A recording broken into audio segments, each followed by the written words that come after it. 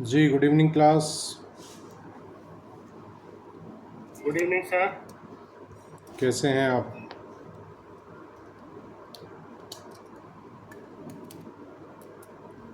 Sir good evening Anu. Last class में हम लोग सेक्शन 174 तक डील कर चुके हैं सीआरपीसी, और आज की क्लास में हम इससे आगे की धाराएं डिस्कस करेंगे। सेक्शन 175 जो है वो बात कर रहा है पावर टू समन पर्सन्स। अब आपने समन पहले भी पढ़ा है। समन की प्रक्रिया कहाँ है एनु सीआरपीसी में?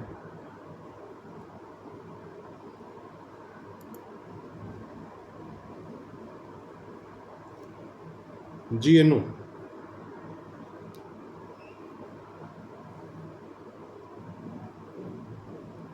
मेरी आवाज़ सुन पा रहे हो? क्या पूछा था आप? समन का प्रोसीजर कहाँ बताया है सीआरपीसी में? सर समन 91 में। अमित आप बताइए।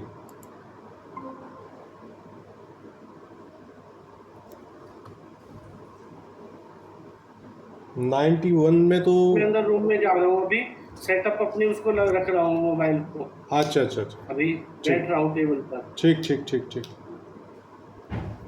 धारा 61 में बताया है, 61 से लेके कहाँ तक है कल्पना समन की व्यवस्था सीआरपीसी में? Good evening sir. हाँ गुड इवनिंग। समन की व्यवस्था 61 से 69 तक। हाँ जी। और 175 बात कर रहा है पावर टू समन पर्सन्स। यहाँ किस बारे में समन की पावर दी गई है 175 में, वो देख लीजिए।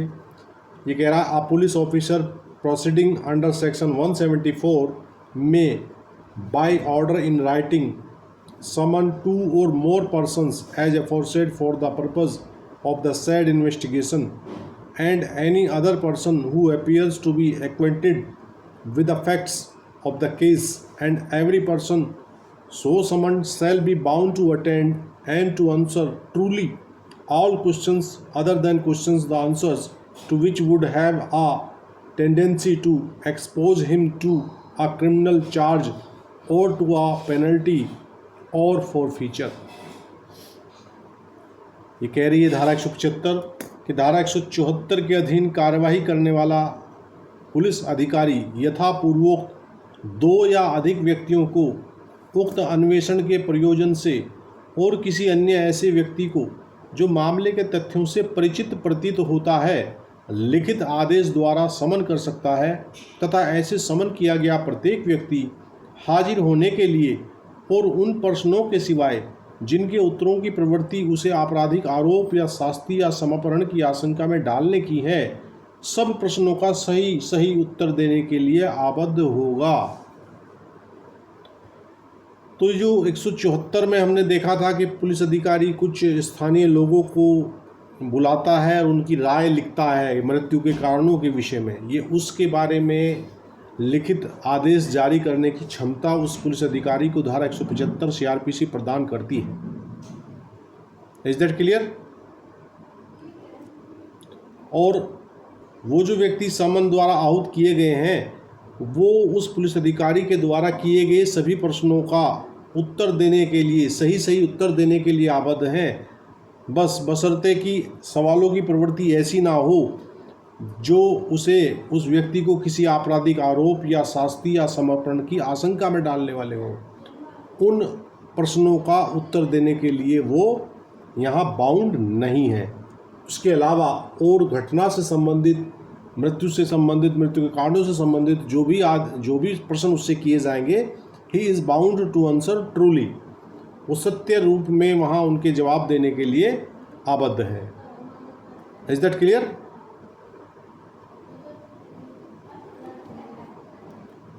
उपधारा 2 कह रही है 175 की कि if the facts do not disclose a cognizable offence to which section 170 applies and such person shall not be required by the police officer to attend a magistrate court.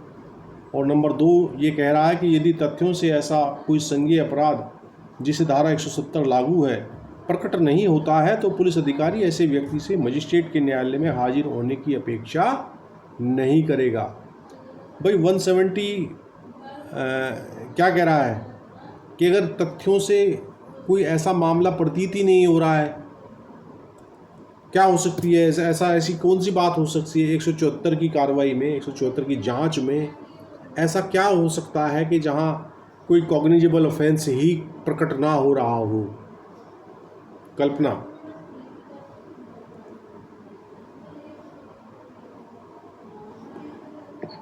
Ji sir.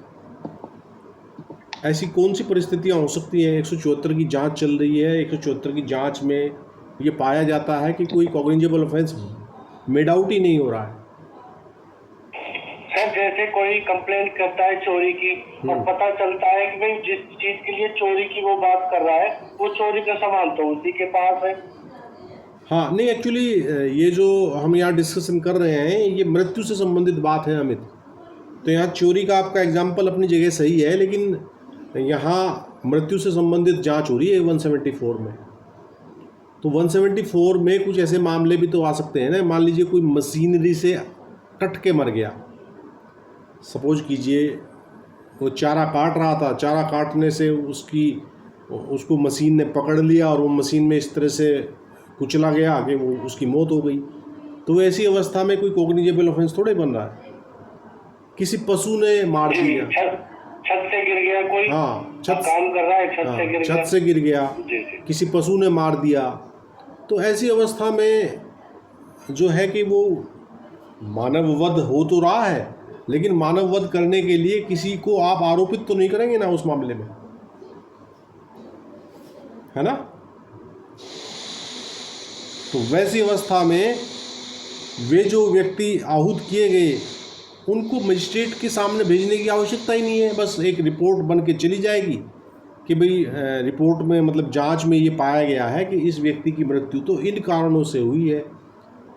आजकल बहुत सारे reasons, आपको बहुत सारे ऐसे घटनाएं सुनने को मिलती हैं कि जो आवारा पशु घूमते हैं खेतों में, उनके द्वारा बहुत से किसानों के साथ मिसहैपनिंग हो गई है। भाई सांड ने मार दिया, अब सांड को थोड़े 302 के लिए आप चार्ज लगाओगे उस पर, वो तो एक दुर्घटना थी, वो हो गई। तो वैसी अवस्था में सांड के द्वारा मृत्यु कारित किया जाना कोई संज्ञेय अपराध की श्रेणी में मामला नहीं आता, क्योंकि आपराधिक कार्रवाई के लिए क्या आवश्यकता है कि मानव का वध हो और मानव के द्वारा किया गया हो मृत्यु के विषय में। Is that clear? 175 क्लियर है एनु? Yes sir. अगली सेक्शन है 176। ये कह रही है inquiry by magistrate into cause of death. 176 कह रहा है कि मृत्यु के कारणों की मजिस्ट्रेट द्वारा जांच। ये कह रहा when the case is of the nature referred to in clause 1 और clause 2 of sub section 3 of section 174, the nearest magistrate empowered to hold inquests shall, and in any other case mentioned in subsection 1 of section 174, any magistrate so empowered may hold an inquiry into the cause of death either instead of or in addition to the investigation held by the police officer, and if he does so he shall have all the powers in conducting it which he would have in holding an inquiry into an offence. 1A, where A, any person dies or disappears, or B, rape is alleged to have been committed to any woman while such person or woman is in the custody of the police or in any other custody authorized by the magistrate or the court. Under this code, in addition to the inquiry or investigation held by the police, an inquiry shall be held by the judicial magistrate or the metropolitan magistrate, as the case may be, within whose local jurisdiction the offences have been committed. ये कह रहा है मृत्यु के कारणों की magistrate द्वारा जांच। 176 ये कह रहा है जब मामला धारा 174 की उपधारा 3 के खंड 1 या खंड 2 में निर्दिष्ट प्रकृति का है। तो 174 की उपधारा 3 में खंड 1 और खंड 2 क्या पढ़ा था हमने भाई?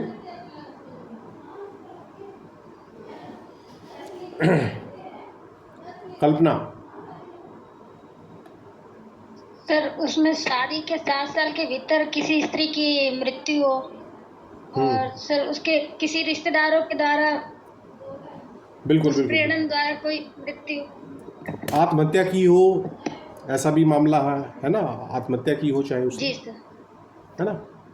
तो ये कह रहा है कि तब मृत्यु के कारण की जांच पुलिस अधिकारी द्वारा किए जाने वाले अन्वेषण के बजाय या उसके अतिरिक्त, यानी कि या तो उसके बजाय होगी, इंस्टेड ऑफ होगी, या उसके एडिशनल होगी। दोनों चीज़ें साथ साथ भी हो सकती हैं कि पुलिस अधिकारी अन्वेषण कर रहा हो और मजिस्ट्रेट उसकी जांच कर रहा हो। Is that clear? वह निकटतम मजिस्ट्रेट करेगा जो मृत्यु समीक्षा करने के लिए सशक्त है और धारा 174 की उपधारा 1 में वर्णित किसी अन्य दशा में इस प्रकार सशक्त किया गया कोई भी मजिस्ट्रेट कर सकेगा, और यदि वह ऐसा करता है तो उसे ऐसी जांच करने में वे सब शक्तियां होंगी जो उसे किसी अपराध की जांच करने में होती। ठीक। और इसमें आगे 1 के कह रहा है कि जब का कोई व्यक्ति मर जाता है या गायब हो जाता है अथवा खा किसी स्त्री के साथ बलात्संग किया गया अभिकथित है, तो उस दशा में जबकि ऐसा व्यक्ति या स्त्री पुलिस अभिरक्षा या इस संहिता के अधीन मजिस्ट्रेट या न्यायालय द्वारा प्राधिकृत किसी अन्य अभिरक्षा में है, तो पुलिस अधिकारी द्वारा दी गई जांच या किए गए अन्वेषण के अतिरिक्त यथास्थिति ऐसे न्यायिक मजिस्ट्रेट या महानगर मजिस्ट्रेट द्वारा जिसकी अधिकारिता की स्थानीय सीमाओं के भीतर अपराध किया गया है जांच की जाएगी। ये 176 में 2 बातें बताई गई हैं। ठीक है भाई, मान लीजिए वो कस्टडी में है, पुलिस अभिरक्षा में है, कौन ऐसा व्यक्ति, कौन सा व्यक्ति, जो व्यक्ति मर गया है या गायब हो जाता है अथवा किसी स्त्री के साथ बलात्संग किया जाना अभिकथित है, तो उस दशा में जबकि ऐसा व्यक्ति या स्त्री पुलिस अभिरक्षा या इस संहिता के अधीन मजिस्ट्रेट या न्यायालय द्वारा प्राधिकृत किसी अन्य अभिरक्षा में है, तो पुलिस अधिकारी द्वारा की गई जांच या किए गए अन्वेषण के अतिरिक्त यथास्थिति ऐसे न्यायिक मजिस्ट्रेट या महानगर मजिस्ट्रेट द्वारा जिसकी अधिकारिता की स्थानीय सीमाओं के भीतर अपराध किया गया है जांच की जाएगी।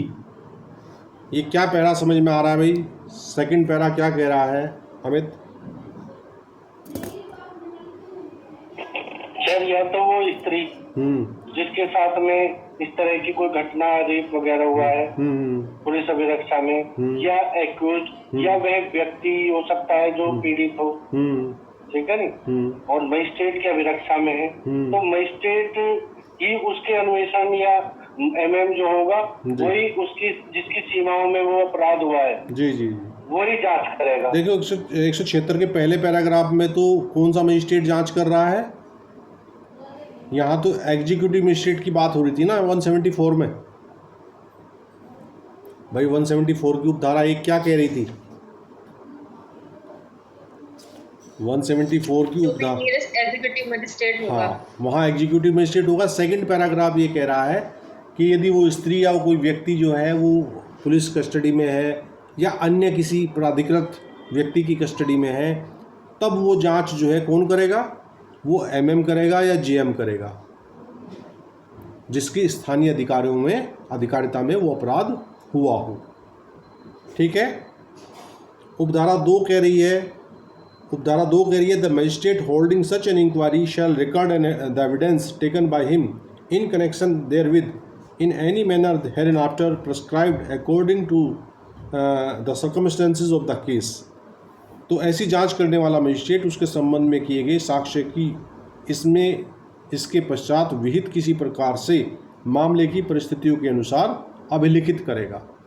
वो उसकी जो भी एविडेंस आएगी उसको रिकॉर्ड करेगा, नोट डाउन की जाएगी जो भी एविडेंस आएगी। ठीक है। उपधारा 3 कह रही है कि वेन एवर सच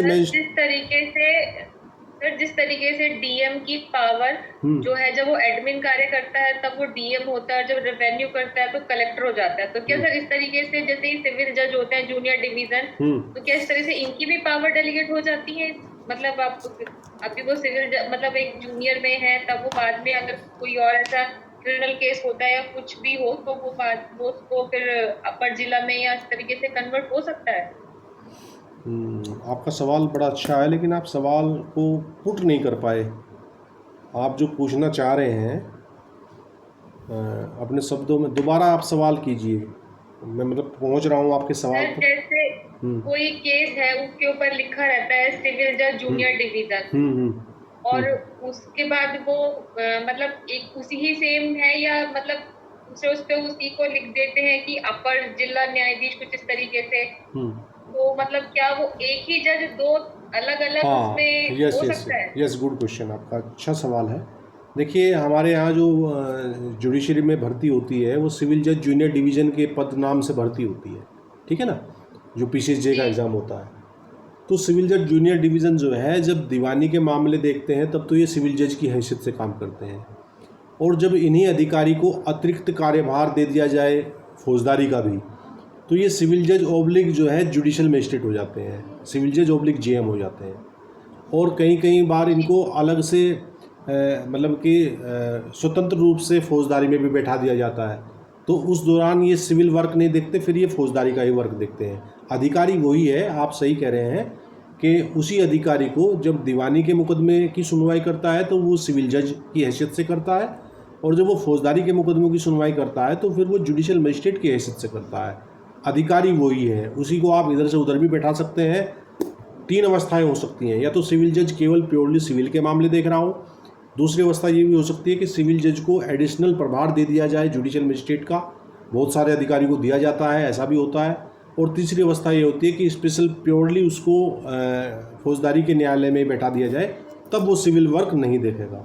पहली अवस्था में वो केवल सिविल वर्क देखेगा, दूसरी अवस्था में वो सिविल और आपराधिक, सिविल और फौजदारी दोनों देखेगा, तीसरी अवस्था में वो केवल फौजदारी देखेगा।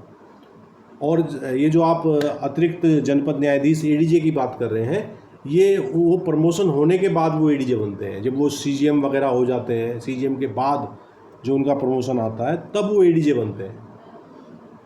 Is that clear? सर ऐसा होता था पहले कि जो सिविल जज सीनियर डिवीजन है हमारे यहाँ, वो MACT भी देख लेते थे, जबकि MACT में आज देखते हैं तो वो एक डिस्ट्रिक्ट जज है इक्वल, जो MACT देखते हैं। नहीं, MACT को कब देखा सिविल जज ने? नहीं, हमारे यहाँ था नहीं तो तब देखते थे। और ये जो सिविल के थे, सिविल के तो सिविल जज सीनियर डिवीजन और वो मजिस्ट्रेट देखते थे, तब थी नहीं ना हमारे यहाँ पे कोर्ट, फैमिली कोर्ट का सर। हाँ, फैमिली कोर्ट देख लेंगे। MACT का तो केवल एडिशनल डिस्ट्रिक्ट जज ही देखते थे। जी हाँ, फैमिली कोर्ट देखते थे। वही मेरे दिमाग में आ रहा, मैंने कहा सिविल जज ने तो कभी MACT देखा ही नहीं। हाँ, सिविल जज के यहाँ परिवार न्यायालय के मामले सिविल जज देखते थे, जब तक परिवार न्यायालयों का अलग से गठन नहीं हुआ था। जी, तो एनु, आपका क्वेश्चन क्लियर हुआ? जी सर। चलिए, ADJ वाली जो अवस्था है ना, वो प्रमोशन के बाद होती है, या डायरेक्ट HJS के द्वारा जो भर्ती किए जाते हैं वो डायरेक्ट ADJ बनते हैं। फिर वो सिविल जज जो इससे सिविल जज से और GM से CGM से इनके ऊपर की चीज़ हो जाते हैं, वो डायरेक्ट ADJ बनते हैं। ठीक है, चलिए, उपधारा कौन सी पढ़ रहे थे हम? 3।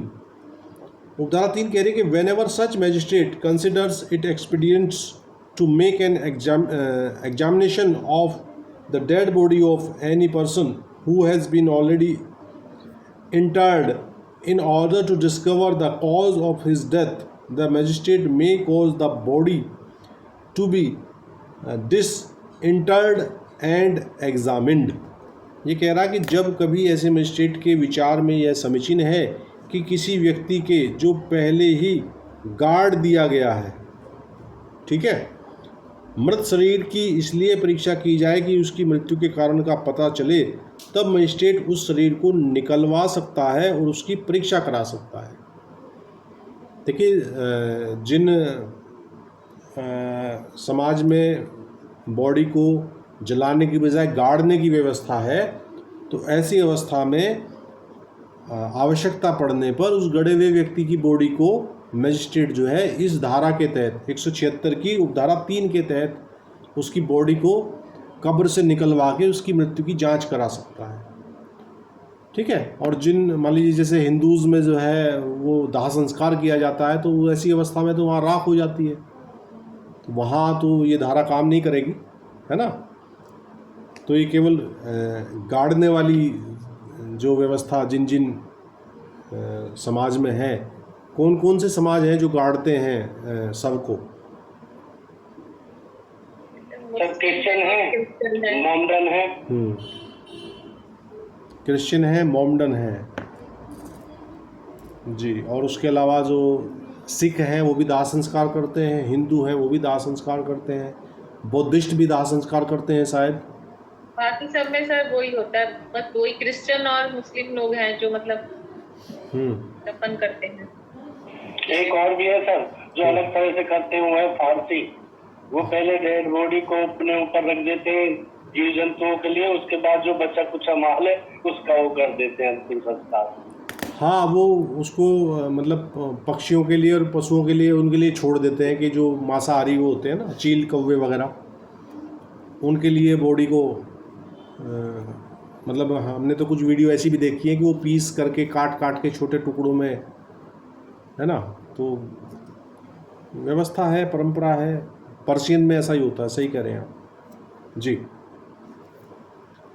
सबसेक्शन 4 कह रहा है कि where an inquiry is to be held under this section the magistrate shall whenever practicable inform the relatives of the deceased whose names and addresses are known and shall allow them to remain present at the inquiry। कह रहा जहाँ कोई जांच इस धारा के अधीन की जानी है, वहाँ मजिस्ट्रेट जहाँ कहीं साध्य है, साध्य का मतलब है जहाँ की संभव हो, जहाँ पॉसिबिलिटी हो, ठीक है, मृतक के उन नातेदारों को जिनके नाम और पते ज्ञात हैं इत्तिला देगा और उन्हें जांच के समय उपस्थित रहने की अनुज्ञा देगा। ठीक है। तो वैसे व्यक्ति के रिश्तेदारों जिनके बारे में नॉलेज है, मान लीजिए कोई अज्ञात शव है तो उसके बारे में तो रिश्तेदारों का पता नहीं चल रहा है, लेकिन जिनकी बारे में जानकारी है उनकी वाली अवस्था में उन नातेदारों को वो जांच के समय उपस्थित रहने के लिए अलाउ कर सकता है। Is that okay? कर सकता है या करेगा? मजिस्ट्रेट शैल वर्ड है, तो शैल वर्ड हम जहाँ भी पढ़ते हैं वहाँ एक मैंडेशन आ जाता है, मैंडेटरी वर्ड आ जाता है। ठीक है no. And the fifth one, yes sir, जहाँ वैसे भी अगर जब तक कोई लावारिस डेड बॉडी मिलती है और उसकी कोई आइडेंटिटी नहीं मिलती, रिलेटिव्स नहीं, कोई नहीं, तब तक सर अगर पुलिस दाह संस्कार करती है तो मतलब उसको मिट्टी में ही गाड़ती है, उसको मतलब उसका अंतिम संस्कार मतलब जला के नहीं करती है, क्योंकि बाद में पता चले कोई आ गया ढूंढते हुए तो कहाँ से देंगे वो लोग उसे। नहीं ऐसा नहीं है, वो आइडेंटिफिकेशन में वो कर सकते हैं, अंतिम संस्कार भी करते हैं। उसकी धार्मिक आस्थाओं का भी ध्यान रखा जाता है नो। मान लीजिए कोई रखा जाता है, लेकिन हमने सुना था कि बहुत बार ऐसा होता है कि वो मतलब जल्दी नहीं करते हैं, अगर लगता है कि कोई आ जाएगा तो तब तक वो उसको जलाते नहीं है, वो मिट्टी में ही दबा देते हैं, नहीं वो बाद में फैमिली को क्लेम ना करे इस तरीके से, बाकी तो वो करते ही हैं। एक्चुअली वो मोर्चरी वगैरह में जब तक सेफ रखा जा सकता हो तब तक रख सकते हैं, बाकी वो उसकी जो अंतिम क्रिया की जाएगी वो उसकी धार्मिक आस्थाओं के अनुसार ही की जाएगी। नॉर्मली जो है वो डेड बॉडी की कंडीशन के ऊपर डिपेंड करता है कि किस प्रकार की डेड बॉडी है, उसे कब तक प्रिजर्व रख सकते हैं। बिल्कुल। अगर नहीं है साधन तो उसको फिर वो डिस्ट्रॉय कर देंगे। बिल्कुल। गाड़ते नहीं है, ऐसा नहीं है कि सबको डेड बॉडी गाड़ेंगे फिर वो उखाड़ेंगे तब जांच करेंगे, ऐसा नहीं है। हाँ। उपधारा 5 कह रही है इसकी, ये कह रहा है द जुडिशियल मजिस्ट्रेट और द मेट्रोपॉलिटन मजिस्ट्रेट और एग्जीक्यूटिव मजिस्ट्रेट और पुलिस ऑफिसर सब आ गए इसमें, जेएम आ गया, एमएम आ गया, एग्जीक्यूटिव मजिस्ट्रेट आ गया, पुलिस अधिकारी आ गया। आप ऑफिसर होल्डिंग एन इंक्वायरी और इन्वेस्टिगेशन एज द केस में be under subsection 1A shall within 24 hours of the death of a person forward the body with a view to its being examined to the nearest civil surgeon or other qualified medical men appointed in this behalf by the state government unless it is not possible to do so for reasons to be recorded in writing। उपधारा 5 जो है ये इसमें बाद में जोड़ी गई, पहले नहीं थी, 2006 से ये प्रभावी है, 23/6/2006 से प्रभावी है और ये दंड प्रक्रिया संशोधन अधिनियम 2005 की धारा 18 के द्वारा जो है यहाँ इसको इंसर्टेड किया गया है। तो ये कह रही है उपधारा 5 कि उपधारा 1 के अधीन यथास्थिति जांच या अन्वेषण करने वाला न्यायिक मजिस्ट्रेट या महानगर मजिस्ट्रेट या कार्यपालक मजिस्ट्रेट या पुलिस अधिकारी किसी व्यक्ति की मृत्यु के 24 घंटे के भीतर उसकी परीक्षा किए जाने की दृष्टि से शरीर को निकटतम सिविल सर्जन या अन्य आहरित चिकित्सा व्यक्ति को जो इस निमित्त राज्य सरकार द्वारा नियुक्त किया गया हो भेजेगा, जब तक कि लेखबद्ध किए जाने वाले कारणों से ऐसा करना संभव ना हो। ठीक है, विदिन 24 आवर जो है उसको सिविल सर्जन के पास भेज देगा कि इसकी जांच की जाए मृत्यु कारणों की, यानी कि उसका पोस्टमार्टम किया जाए। भाई मृत्यु कारणों की जांच कैसे की जाती है? पीएम करके की जाती है। डॉक्टर्स क्या करते हैं, बॉडी को चीरा लगाते हैं और बॉडी को चीरा लगाने के बाद देखते हैं कि भाई क्या स्थिति है, कैसे मृत्यु हुई, कहाँ से क्या हुआ। ये एक जो है टेक्निकल इशू है। ठीक है, और इसका एक्सप्लेनेशन भी कह रहा है कि in this section the expression relative means parents, children, brothers, sisters and spouse. तो इस धारा में नातेदार पद में कौन कौन आएंगे? माता पिता आएंगे, संतान आएगी, भाई बहन आएंगे और पति पत्नी आएंगे। तो यहाँ नातेदार जो है वो केवल इन लोगों के लिए यूज़ किया गया है शब्द। नातेदार में जो है कोई वो मामा फूफी ये इस टाइप की कोई नातेदारी नहीं चलेगी यहाँ नातेदारी रिश्तेदारी नहीं चलेगी। हाँ, बस डायरेक्ट जो या तो वो ब्लड रिलेटिव हों उसके, और या फिर जो है वो कैसे पति पत्नी कौन होते हैं, धार्मिक रूप से ये रिलेशन बनता है ना, धर्म पत्नी कहा जाता है ना। लेकिन वही वाइस वर्षा धर्मपति तो नहीं कहा जाता। लोगों की नजर में पति का कोई धर्म नहीं होता ना, इसलिए। क्या बात है, क्या बात है। तो भाई आपके ये अध्याय 12 यहाँ समाप्त हो जाते हैं आज की क्लास में, और अध्याय 13 को कल की क्लास में देखते हैं। यार आज गर्मी का बड़ा बुरा आलम हो रहा है, देख रहे होंगे मेरे फेस पे कितना पसीना आ रहा है ना। फ़ैन की स्पीड में ज़्यादा तेज़ करता हूँ तो ये डिस्टरबेंस आता है फिर रिकॉर्डिंग में, तो फ़ैन को भी मुझे बड़ा साइलेंट करके चलाना पड़ता है। तो नेक्स्ट क्लास के लिए मिलते हैं कल, ठीक है ना। आज को हम यही विराम देते हैं। सभी को शुभ रात्रि, good night, all the best. Thank you, good night.